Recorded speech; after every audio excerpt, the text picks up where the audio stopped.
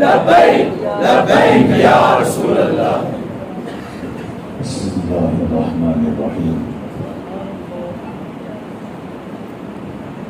الحمدللہ والصلاة والسلام علی اشرف الانبیاء والمرسلین اما بعد.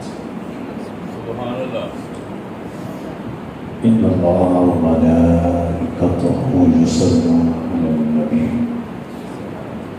یا ایھا الذین آمنوا صلوا علیہ وسلموا تسلیما.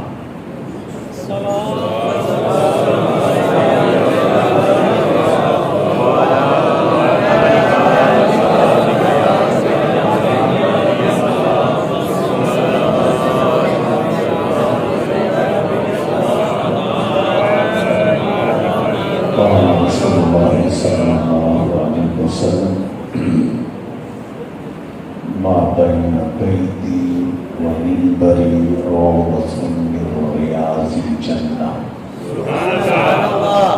رواه البخاری.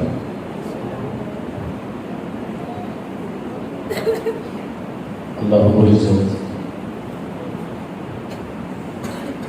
تمام دوستوں کا تشریف لانا، ساتھیوں کا اہتمام فرمانا، کافی دیر سے انتظار کرنا اور محبت سے بیٹھنا، مجھ سمیت جن ساتھیوں نے دعوت بھی دی وہ بھی ساتھ، اللہ سب کو دونوں جہانوں کی برکتیں نصیب فرمائے. موضوع جو مظہر الاسلام صاحب نے ابھی میرے کان میں بتایا،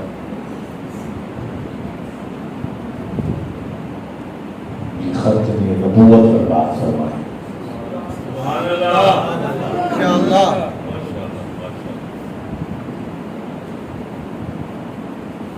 یہ حقیقت ہے کہ اس زمانے کی، اس دور کی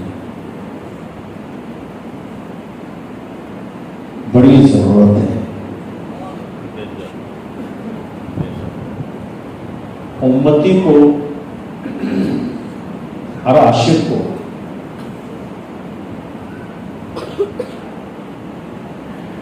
اس جذبے کے ساتھ وقت گزارنا چاہیے کہ جب حضور کے علم پر اعتراض ہو رہا تھا اس وقت علماء نے اس پر محنت کی.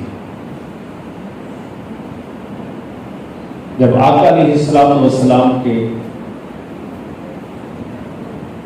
حاضر و ناظر ہونے پر، آقا علیہ السلام کے تصرف، قوت، طاقت پر، اختیار پر پھر علماء نے اس پر محنت فرمائی تو عوام جاگی. ایسے لوگوں سے انہوں نے اپنے عقائد کو محفوظ کیا. آج سنیت کا بول بالا ہے. یہ کاوشیں ہیں اہل علم کی، اولیاء کی، اہل نظر کی، قربانیاں ہیں.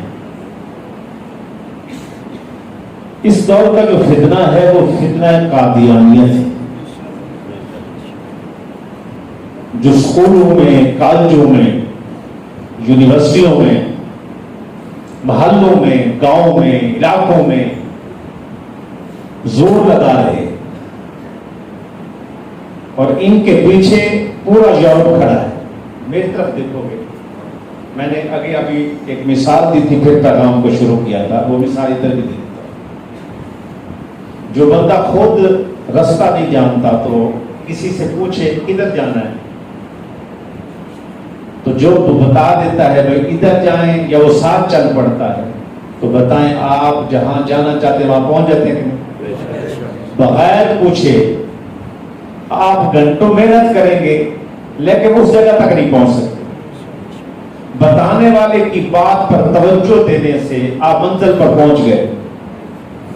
اسی طرح کچھ بندے خود عالم نہیں ہوتے لیکن جب علم والوں کی بات پر توجہ کرتے ہیں تو منزل پر پہنچ جاتے ہیں.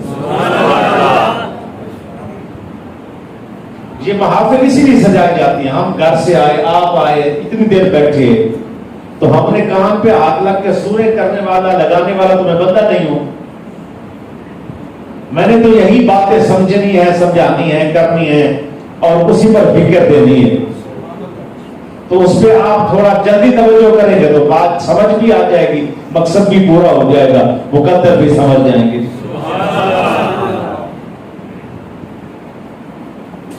ہم امتی ہیں، ہمارے نبی کی گستاخی ہو رہی ہے.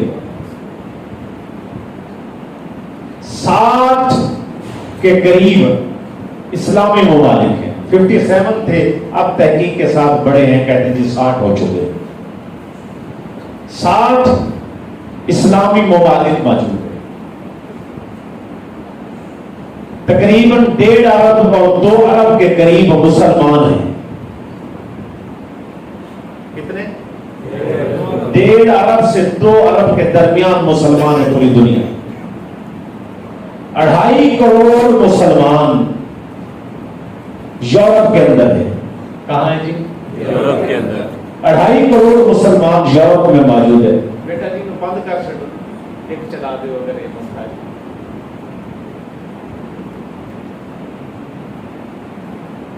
یورپ کے اندر 2.5 کروڑ مسلمان ہیں. کتنا جی؟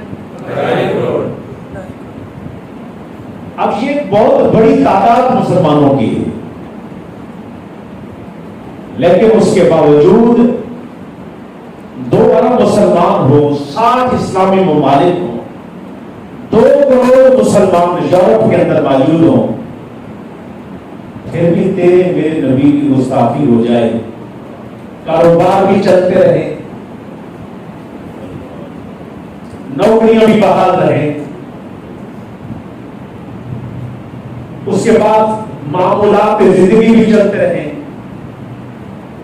رسم و رواج، تعلقات وہ بھی چلتے رہے، سارے معاملات اسی طرح بخوبی سر انجام پائیں، تو یہاں کیا نظر آ رہا کہ مسلمان نہیں آ سکتے.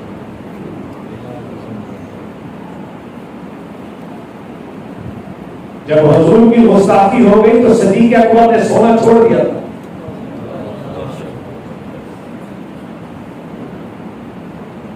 سیدنا صدیق اکبر رضی اللہ تعالیٰ عنہ نے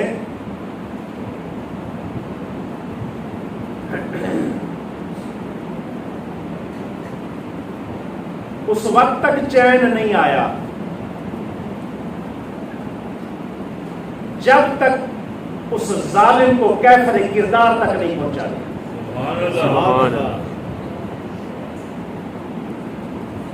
تو مراد کیا ہے کہ مراد یہ ہے کہ جب حضور کی گستاخی ہو، جب ظالم گستاخی کرے. اب مجھے یہ بتاؤ بھائی، آپ کے استاد کی کوئی کردار خوشی کرے تو مقصد کیا ہوتا ہے کہ یہ استاد سے پڑھنا.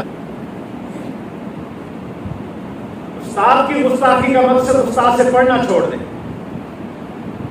مولوی کی گستاخی کا مقصد پہ دین سے متنفر ہو جائے، نہ پڑھے گا، نہ قرآن پڑھے گا، نہ بیٹھے گا، نہ کوئی فائدہ اٹھائے گا. استاد کی گستاخی کا مقصد استاد سے تعلیم حاصل نہ کرے.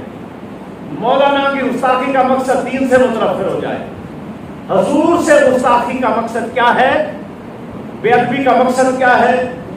یہ امت اپنے نبی سے دور ہو جائے، یہ دولت کو خدا مانے، شہرت کے پیچھے لگ جائے، عہدوں کے پیچھے لگ جائے، مال کے پیچھے لگ جائے، اور اس کے بعد ہوگا کیا کہ بس یہ ہماری طرح انگریز سوچ رہے، بے دینی والی سوچے رہے، اور پھر یہ اسی طرح پنپتے رہے، بڑھتے رہے، حضور سے پیچھے ہٹ جائیں.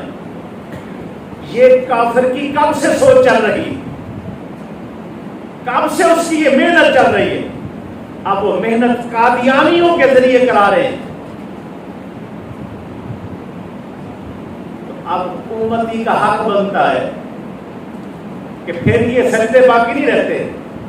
اگر ایسا مسئلہ آ جائے اور بندے پیر بن کے تسبیح پھیرتے رہیں، تسبیح نہیں ہوتی اس وقت.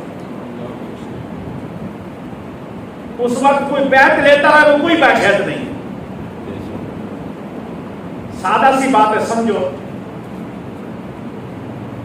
کہ جہاد کے وقت میں حضور صلی اللہ علیہ وسلم کی کئی نمازیں جہاد کے دوران، کئی نمازیں ایسی تھی کہ آپ علیہ الصلوۃ والسلام نے بعد میں لوٹائیں. پوچھا کہ حضور کیوں ایسا ہوا ہے؟ کہ یا رسول اللہ صلی اللہ علیہ وسلم ایسا کیوں؟ فرمایا کافروں سے لڑ رہے تھے، اس وقت کی نماز یہی.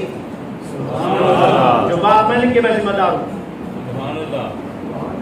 جو بات میں نے کی ہے صرف اللہ کی میری ہے. اس کی بات کی نماز فرض ہے. نماز کیا ہے؟ فرض ہے. ایک دفعہ درود شریف پڑھے ہیں آپ حضرت اپنا سبھی کا ٹھیک ہے.